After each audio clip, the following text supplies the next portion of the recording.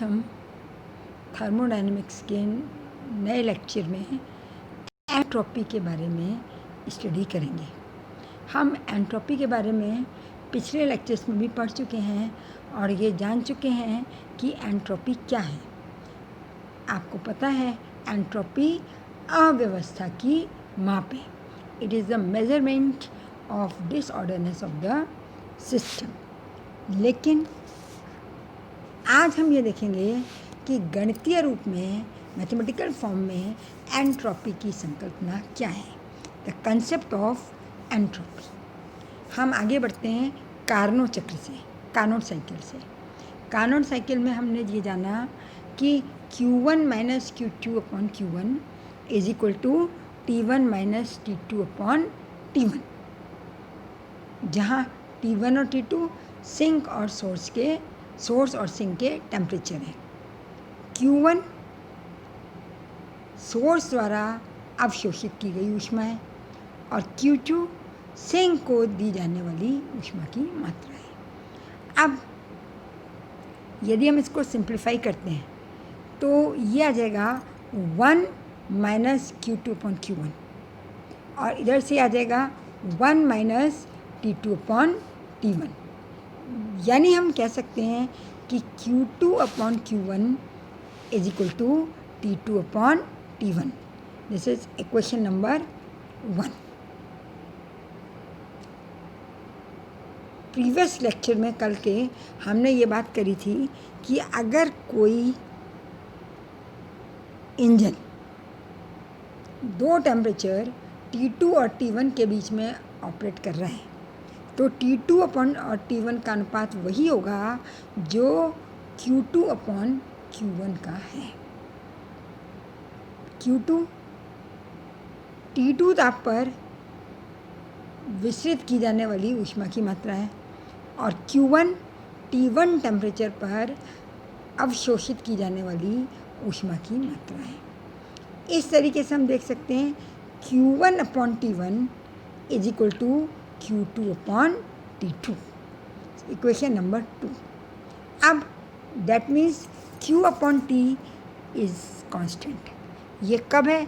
जब प्रोसेस उत्क्रमणीय ढंग से हो। तो हम क्या लिख सकते हैं? Q reversible upon T is a constant, स्थिरांक। Q रिवर्सिबल परम ताप T पर उत्क्रमणीय प्रक्रम में निकाय द्वारा अवशोषित या विसरित की गई ऊष्मा की मात्रा है। Q रिवर्सिबल क्या है? T टेम्परेचर पर उत्क्रमणीय ताप में निकाय द्वारा अवशोषित या विसरित की गई ऊष्मा की मात्रा, the amount of heat absorbed और diffused at temperature T in an reversible process. ये जो Q रिवर्सिबल अपॉन T है ये एक स्थिरांक या कांस्टेंट है। Q reversible is the amount of heat absorbed or diffused by the system at absolute temperature T in a reversible process. Q reversible upon T को हम एंट्रोपी कहते हैं और इसे हम S के द्वारा प्रदर्शित करते हैं। Q reversible upon T is known as entropy and represented by S, entropy. किसी तंत्र की एंट्रोपी का परिकलन नहीं किया जा सकता है, लेकिन इसको हम कहते हैं absolute entropy.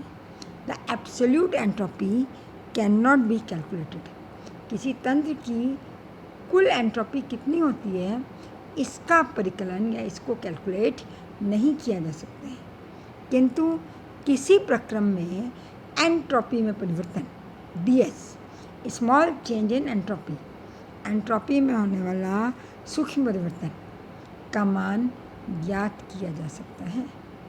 The absolute entropy of the system can not be calculated, but the change in entropy DS during a process can be determined. किसी तंत्र में यदि कोई सूक्ष्म परिवर्तन हो रहा है तो उस परिवर्तन के दौरान या उस प्रक्रम के दौरान एंट्रोपी में होने वाले परिवर्तन ds का मान ज्ञात किया जा सकता है।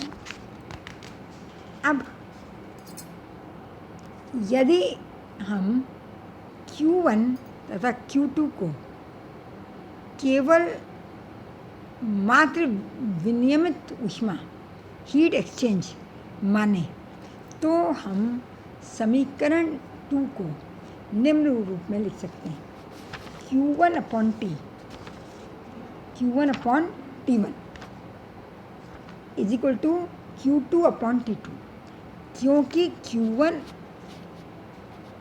अवशोषित ऊष्मा की मात्रा है इसलिए प्लस, और Q2 उत्सर्जित ऊष्मा की मात्रा है इसलिए माइनस। तो हम क्या लिख सकते हैं, plus Q1 upon T1 is equal to minus Q2 upon T2।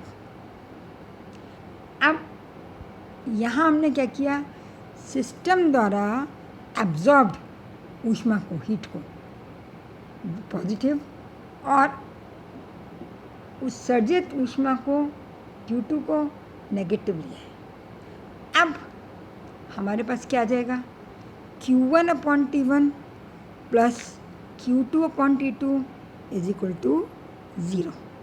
This is equation number 4 या समीकरण नंबर 4। अब यदि कार्नोट चक्र में समतापीय और रुद्रोष्म प्रक्रम अत्यंत सूक्ष्म गति से हों, अर्थात उत्क्रमणीय रूप में लिए जाएं, तो summation of Q upon T is equal to 0। सभी पदों के लिए Q अपॉन T का जो योग है, यह समेशन है, वो किसके बराबर होगा, 0 के बराबर होगा। कब ऐसा कब होगा, जब सारे प्रोसेस चाहे वो समतापीय हों चाहे रुद्रोष्म हो, आइसोथर्मल हों या एडियाबेटिक हों, अत्यंत सूक्ष्म गति से किए जाएं। तो जब अत्यंत सूक्ष्म गति से किए जाएंगे तो ये सारे के सारे पद कैसे होंगे, ये सारे के सारे पद उत्क्रमणीय होंगे। These all steps are reversible. तब हम क्या लिख सकेंगे, summation of Q by T is equal to 0, is equal to 0। This is equation number 5। अब हम जानते हैं अत्यंत सूक्ष्म परिवर्तन के लिए for a very minute change, तो अवशोषित ऊष्मा की मात्रा कितनी होगी, बहुत कम। उसको हम क्या लिख सकेंगे, dQ अपॉन T समेशन सभी पदों के लिए इज इक्वल टू 0। अब यदि कोई चक्रीय प्रोसेस या साइक्लिक प्रोसेस या चक्रीय प्रक्रम है, क्या चक्रीय प्रक्रम है, A से B में और फिर B से A में, तो इसके लिए हम इसको लिख सकते हैं integration of dQ upon T, कहाँ से कहाँ तक, A से B तक, plus integration of dQ upon T समाकलन, अब कहाँ से कहाँ तक, B से A तक, इज इक्वल टू 0। ये किसके बराबर हो जाएगा, ये 0 के बराबर होगा। ये आपकी समीकरण number 6, this is the equation number 6। अब हम जानते हैं कि दूसरे पद को अगर हम राइट हैंड साइड में ले जाएं तो क्या आ जाएगा, dQ अपॉन T A से B तक is equal to minus dQ upon T integration B से A तक। अब इसको हम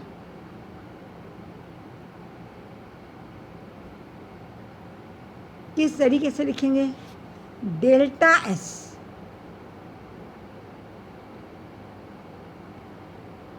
ए से बी तक अगर हम डी क्यू अपॉन टी का इंटीग्रेशन करते हैं तो